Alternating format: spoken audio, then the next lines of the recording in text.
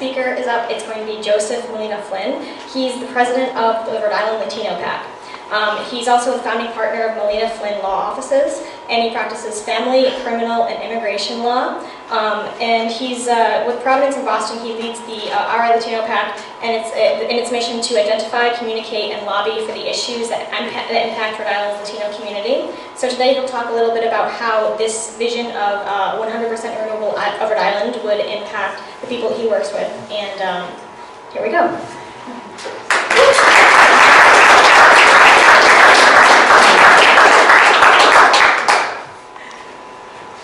Hello everybody. So some of you heard what I said earlier today regarding the fact that I think we are all in positions of extreme privilege to be sitting here and having these conversations. But I want to encourage all of you in the room today to think about centering the voice of the voiceless, and that is children in communities of color who are often impacted by climate injustice, and how, when we're talking about sustainable initiatives, what we can do to move those children forward. I'm not the most experienced in this arena. I usually stick to immigration practice, but I was asked to come and speak today, particularly regarding the constituents that I represent, and that's the Latino community here in Rhode Island.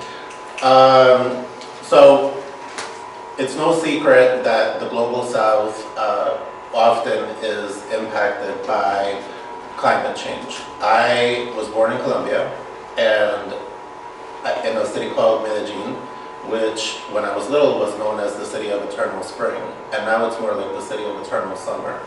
It's also, the last time that I was there was about 10 years ago, and it was unbelievable to me how every day when I blew my nose, I was blowing out dark smog, right? And this was something that I was not used to in my childhood. But what does that tell us? It tells us that there is the potential for us to make changes here that could then impact the world, particularly because of the position of privilege that we find ourselves in. So communities of color have higher exposure rates to pollution. Why? We've seen it here in Providence. When we're talking about building power plants and hazardous waste disposal areas, where do we put them? In communities of color. Why? Political equity, right? Those are the people who are not able to come to these events and speak up for themselves, and so their cries are often ignored. Our children suffer from asthma at an alarming rate.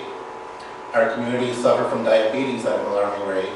And that's all because of the things that we do to pollute the air. So when Nate came to the Rhode Island Latino Pac and asked us to participate in this initiative, we didn't think twice about it. We immediately joined the fight with what little we could. And I encourage you all to do the same. Thank you.